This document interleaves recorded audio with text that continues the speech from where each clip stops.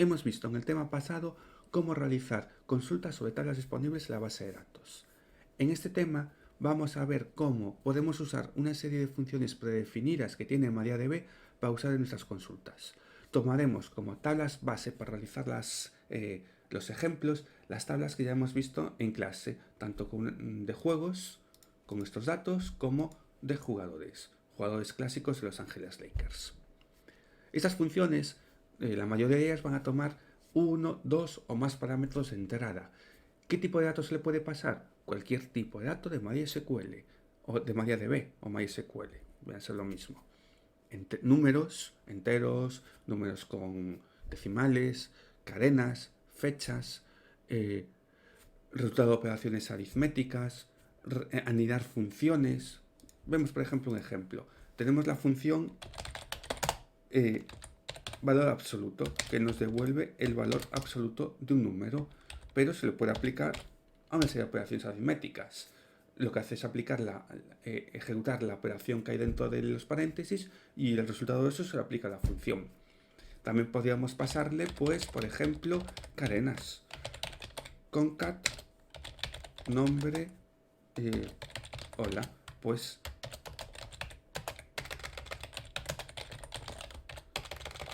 ¿vale? A cada fila de la tabla lo que se hace es, tenemos una columna que se concatena su nombre con la cadena hola. Eso nos devuelve una cadena de caracteres que, como comentaba antes, le pueden añadir funciones. Yo puedo hacer el length, calcular la longitud del resultado de esta operación del concat, ¿vale? Si nos fijamos, lo que estamos haciendo es el concat concatena una columna de la fila con una cadena de caracteres, con una constante, siempre es el mismo valor para todas las filas, y luego lo que hago, esa cadena de caracteres se la pasa al length, que calcula la longitud de ese número. Vamos a ver entonces ahora esa serie de funciones que están categorizadas en 10 categorías, que va desde funciones matemáticas, funciones de listas, hasta funciones que trabajan con IPs y otras funciones en carácter general. Comenzaremos con las funciones matemáticas.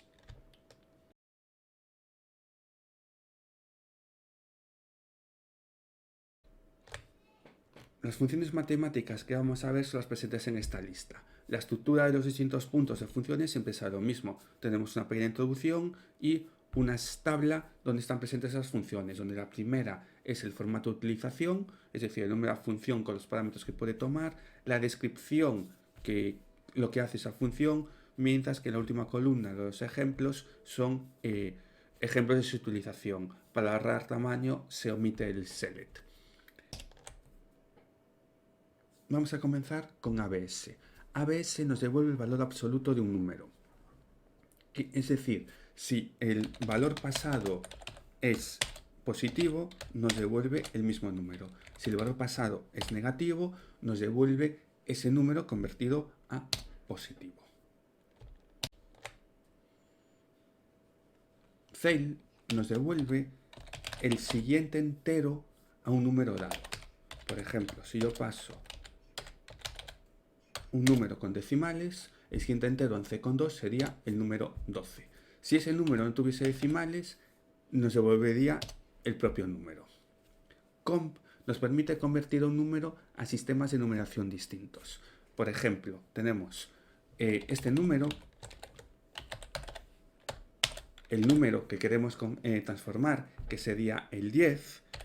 Después el segundo parámetro sería el sistema de numeración origen. En este caso le quiero decir que tiene un sistema de numeración decimal y le ponemos el sistema de numeración al que lo quiero convertir. En este caso lo que estoy haciendo es convertir el número 10 de un sistema de numeración decimal a un sistema de numeración hexadecimal. Nos devolvería el 10 convertido a hexadecimal, que sería una A.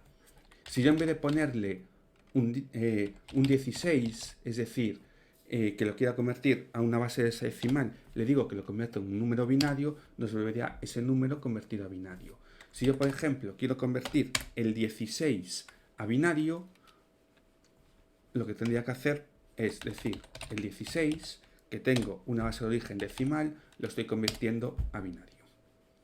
Si lo pusiese en hexadecimal, nos devolvería ese número convertido en hexadecimal.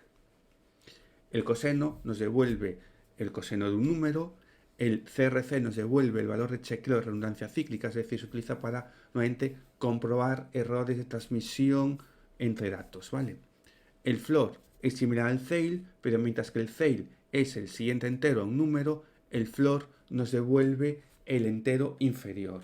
Es decir, si yo hago floor de un número con decimales o sin decimales, siempre nos devolvería el número sin decimales. Es decir, en el fondo es haciendo está haciendo el truncamiento a 0 decimales. 11,3 es lo mismo que 11, siempre nos devuelve el entero inferior.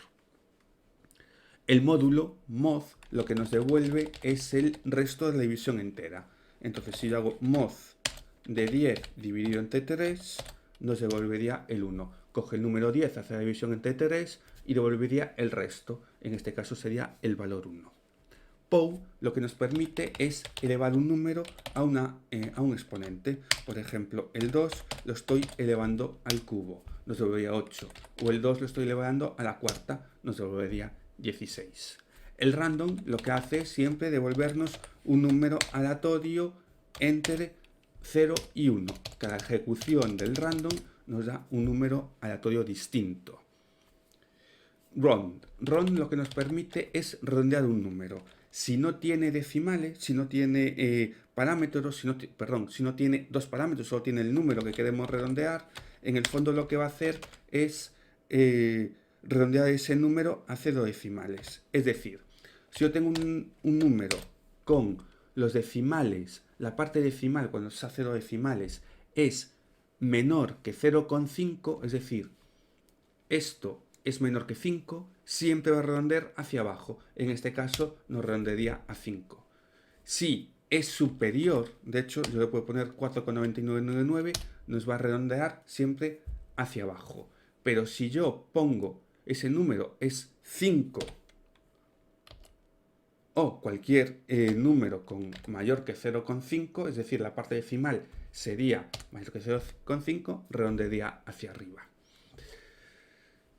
Yo a round le puedo poner un segundo parámetro, que es el número de decimales el que quiero que redondea. Esto en el fondo es lo mismo que poner esto, no sería exactamente lo mismo. ¿Vale? Si yo pongo un decimal, lo que estoy diciendo es que quiero que redondee ese número a un decimal. Entonces, lo que me va a redondear en este caso no es la parte entera, es este decimal. Entonces, puede pasar dos casos, que redondee ese decimal hacia arriba o se quede en sí mismo. Si lo redondea hacia arriba sería 5,6 porque redondea el primer decimal. Si sería hacia abajo sería 5,5. ¿Qué tenemos que ver? Como estamos redondeando el primer decimal, tendríamos que ver a partir del siguiente decimal. Si ese siguiente decimal es 5 superior, redondearía hacia arriba. Si es inferior a 5, redondearía hacia abajo. En este caso, como ese segundo decimal es inferior a 5, redondearía hacia abajo. Nos daría un 5,5. Si yo aquí le pongo 4,9999, sigue siendo inferior el segundo decimal al siguiente, como redondeo un decimal, el siguiente decimal sería inferior a 5, sigue redondeando hacia abajo. Si le pongo ya un 5, es decir, sea 5 o superior, redondearía hacia arriba, 5,6. Y lo mismo para el segundo. En este caso me va a redondear a 2 decimales. Tengo que ver el tercer decimal. ¿El tercer decimal es superior a 5? Sí, pues redondearía hacia arriba. El resultado sería 5,56. Vamos a ejecutarlo. 5,56. El segundo parámetro de round puede ser también negativo. Esto es lo que nos indica que a efectos prácticos el primer número a la izquierda del punto decimal se va a convertir en 0. Va a tomar un valor 0. Entonces hay que ver, este número, si el primero es 0, puede pasar dos cosas. Que se redondee hacia arriba, sabiendo que el primero es 0, puede ser que sea un 10 o puede ser que sea un 0, perdón. Es decir, para este valor puede redondearse a la siguiente unidad a la derecha, es decir, para las decenas. Puede ser 10 o puede ser, si está más cerca de abajo, que esas decenas sean 0. Por lo tanto, si este número supera al 5, se redondearía hacia arriba. Si no supera al 5, se rondaría hacia abajo, o sea, al 0. Imaginemos que tengo el número 564 y le pongo -2. Entonces sé que estas dos unidades se van a volver en enteros. Entonces, el que se puede redondear es las centenas. Puede ser que se rondee a 600 poniendo esto a ceros, o puede que se rondee hacia arriba, 700, poniendo esto a ceros. ¿El número en global con esas tres cifras pasa de 650? No, entonces rondearía hacia abajo. ¿Vale? Si esto pasase del 50, redondearía hacia arriba, 5700. Sin lo que hace es devolvernos el signo de un número o de una expresión. Si ese número es negativo, nos devuelve -1. Si es 0, nos devuelve 0. Si es positivo, nos devuelve mayor que 1. El sin nos devuelve el seno de un número. SQR nos devuelve la raíz cuadrada. Y Truncate lo que hace es nos convierte a ceros las partes indicadas en un número. Es decir, si yo tengo un número, lo que hace es convierte a ceros todos los decimales que esté. O sea, nos convierte este número a los decimales, eliminando los otros. No hace ningún tipo de redondeo. En este caso, Truncate, nos fueron paréntesis, nos devolvería 23. Lo que hace es, nos quedamos con dos decimales, el resto de decimales se borran directamente. Da igual que el número sea mayor que 0,5, menor que 5. O sea, no hace ningún tipo de redondeo. Simplemente se queda solo con dos decimales. Si el número es negativo, lo que hace convierte dos números a la izquierda del punto decimal a 0. Entonces este número se convertiría a 100. Si pongo un 1, pues se convertiría a 120. Nos da igual que el número este sea mayor o menor que 5.